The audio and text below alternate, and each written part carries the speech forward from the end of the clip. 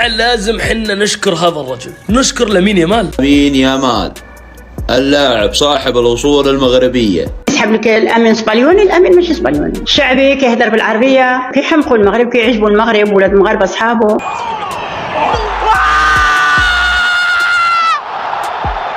لامين يامال مراجع.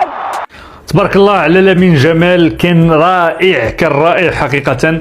المنتخب الإسباني كلاو اليوم المنتخب الفرنسي. المغربي لامين يامال يتفوق على ولد فايزة الجزائرية. ولو المرة كيضحكوا علينا.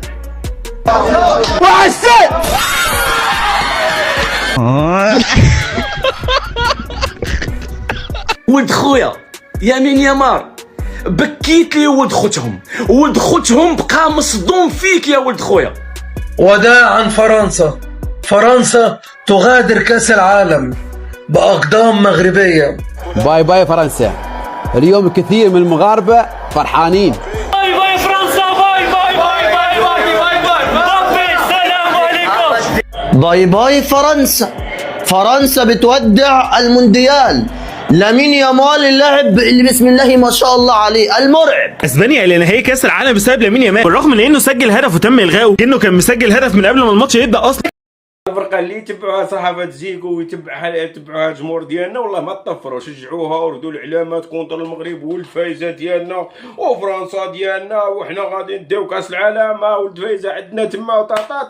احنا طف والله ما تطفروا. الفرقه اللي توقف معاها، اللي يوقفوا معاها صحافه زيكو ولا ديالنا والله لا طفرات، والله عذيب لا طلع لقدام. سبحانك يا عظيم. الفرقه اللي يشجعوها تخسر. اليوم غادي يقول لك ولد فايزه كاميروني، اليوم غادي ديالنا طلع معاهم في شي لايف ولا كذا منا في تيك توك ولا تسمعهم في الاخر قال فايزه كاميروني وفايزه ديالنا لا ماشي ديالنا. باش تعرف المرض كي داير لي بنادم. اليوم اسبانيا قررت من كره القدم، تيرو كادري ما داروش، محاوله حقيقيه ديال فرنسا ما كانش. المدرب ديشو عجبوني فيه اليوم السبنيولين خلاوه ساكت، والسبنيولين باش عجبوني كيهضرتهم كيتنفيذ. قال لك غادي نربحوهم، ويامين يامال الصباح حط لهم في في الانستغرام بالله ربحناكم بخمسه وربحناكم منا، وحط لهم كل شيء. اليوم دك حقيقه 2-0 كانوا قادرين يعطيهم. علاش؟ لانه داروا عليهم البريسينغ، قتلوهم. والاسبان المشكل ديالها بدات بشويه بشويه. اليوم حطت اللي عندها. راه المنتخب المغربي نهار الماتش معاهم لو كان ما كانش عنده مقابله كبيره مع هولندا ودار مقابله عاود مع كندا في دوزيام ميطو كبيره باش رجع، راه كان لو كان دار عليهم شويه ديال البريسينغ راه كان غادي يفرحوا. لان جاو هما عندهم الهجوم ثقيل، وسط الميدان فيه خلل. وهبي يمكن في التفكير ديالو كان باغي يدير هاد الطريقه هذه، كان غادي يربحهم، لانهم ضعاف هما لي فرونسي في الهجوم، هجومهم قوي. ولكن في الاخير اسبانيا موجوده فين؟ في الفاينل. اسبانيا دي اللي هي مين؟ اسبانيا دي اللي احنا تعادلنا معاها على ارضها 0-0. شوف سبحان الله. وممكن مين اللي يقابلها؟ الارجنتين. فتبقى انت قدام بطل العالم الارجنتين اللي ممكن يكسب البطوله دي، انت خرجت قدامه بالتحكيم. والفريق اللي وصل الفاينل انت لعبته على ارضه وتعادلت معاه، وايه بيلعب بالفول تيم، ما كانش بيلعب مثلا بالصف الرابع ولا الخامس ولا الثالث، لا ده بيلعب بالفول تيم. ده يورينا ان الكرة ملهاش كبير، وده يورينا ان احنا خلال الفترة اللي فاتت مع الكابتن حسين.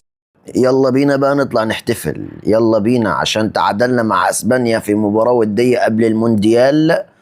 يلا بينا بقى نطلع نحتفل، يلا نطلع كلنا كده. دي اسبانيا اللي احنا لعبناها وتعادلنا معاها 0-0 بتغلب النهارده فرنسا وبتوصل للمباراة النهائية. ده يؤكد لك ان منتخب مصر قوي جدا جدا جدا جدا.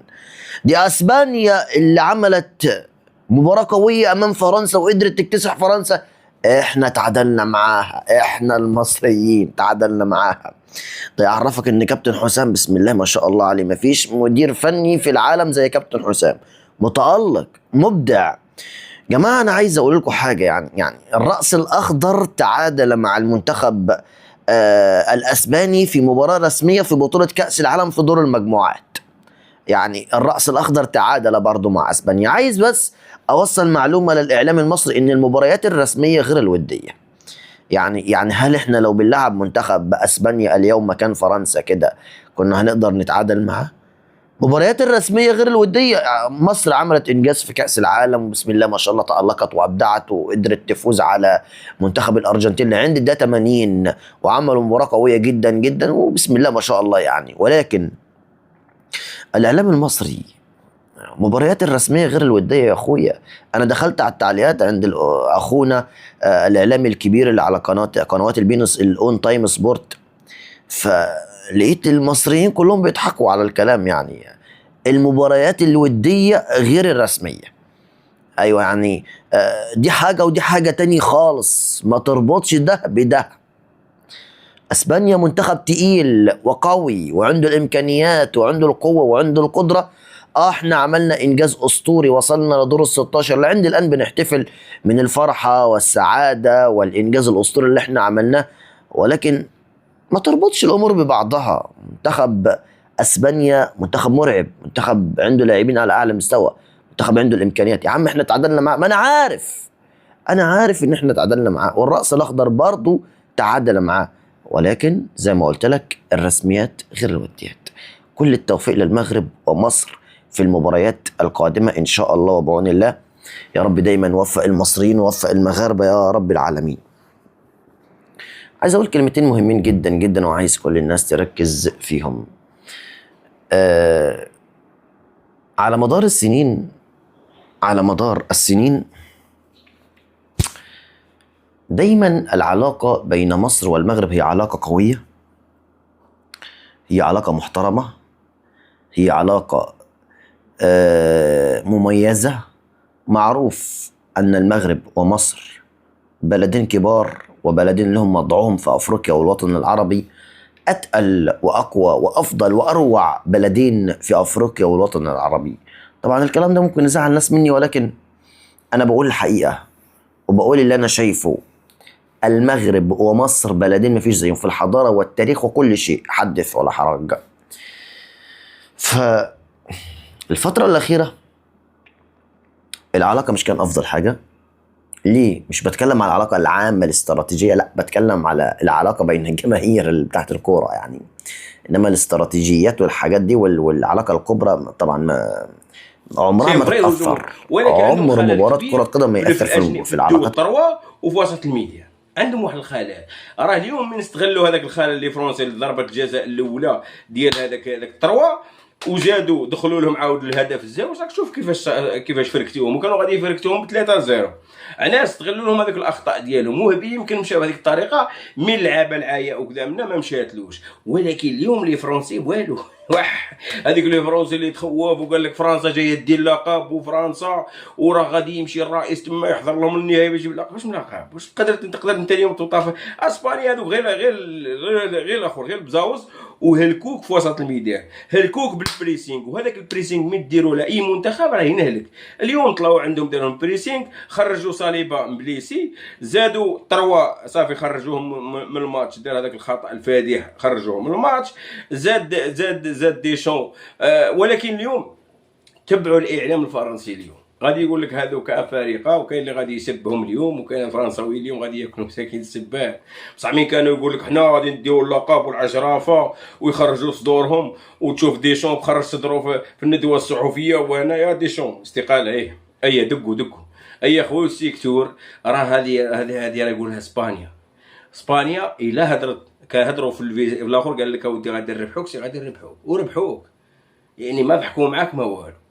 اليوم شفنا الندوه الصحفيه ديال وهبي، عجبتني يعني الندوه الصحفيه ديالو. حكى على المستقبل غادي يكون زاهر ديال المنتخب المغربي. واش هو غادي يخليو خاص الاستمراريه، وخاص الاستمراريه مع وهبي، لانه وهبي نفس العقليه ديال دي لافوينتي حتى هو يخدم بمهاجم وهمي، دي لافوينتي حتى هو يخدم بالبريسينغ بحالو. غير واش هو وهبي شي لعابه خدلوه، يعني شي لعابه كانوا ناقصين داو معاه، هذه حقيقه تقال. ان شاء الله غادي يخدم الفرقه كي اللي بغاها ان شاء الله من 2030. عنده قبل كاس افريقيا 2027 ومطالب باش يدير اللقب لانه هو حامل اللقب ديال 25.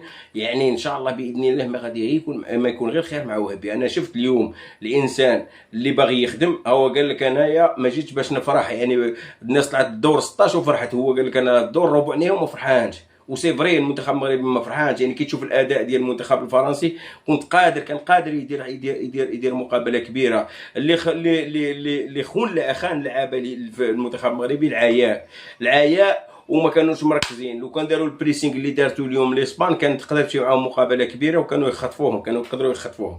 مي الله غالب، يعني خصك تتعلم هاد الاخطاء، تتعلم ان شاء الله. وهبي اليوم راه كان في الربع النهائي، تعلم هاد الاخطاء ان شاء الله.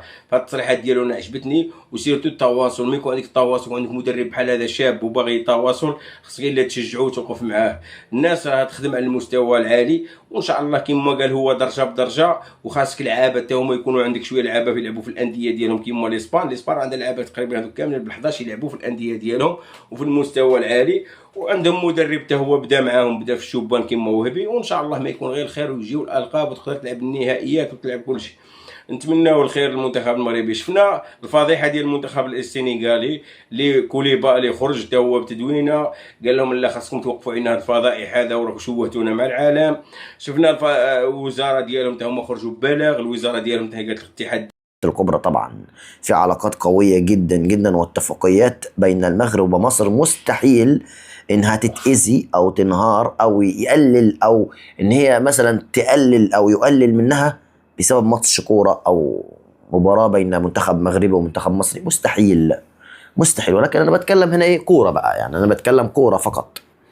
على السوشيال ميديا بلاقي كتير جدا جدا جدا من المغاربة ضد المصريين ومن المصريين ضد المغاربة بشكل ما انا ما احبوش، لان انا دايما احب العلاقة الطيبة والمحترمة بين المصريين والمغاربة. ودايما انا بتكلم على ان احنا دايما نكون مع بعض وايد واحدة، وان احنا دايما سند لبعض ودعم لبعض، وما تدخلوش حد بينا. ايوه ما تدخلوش حد بينا. المشكلة الكبيرة ان احنا محترمين ومقدمين، لكن اللي دخلوا بينا هم اللي عملوا شوية فراغ، هم اللي خلوا بعض الجماهير المغربية والمصرية يتكلموا مع بعض بالإساءة وبشكل غير لائق وبشكل غير محترم. طيب العلاقة بين المغرب ومصر هتفضل علاقة طيبة ومحترمة، ويا مصريين يا مغاربة ما تدخلوش اللي بيعملوا فتنة ما بيننا وانتوا عارفينهم كويس جدا.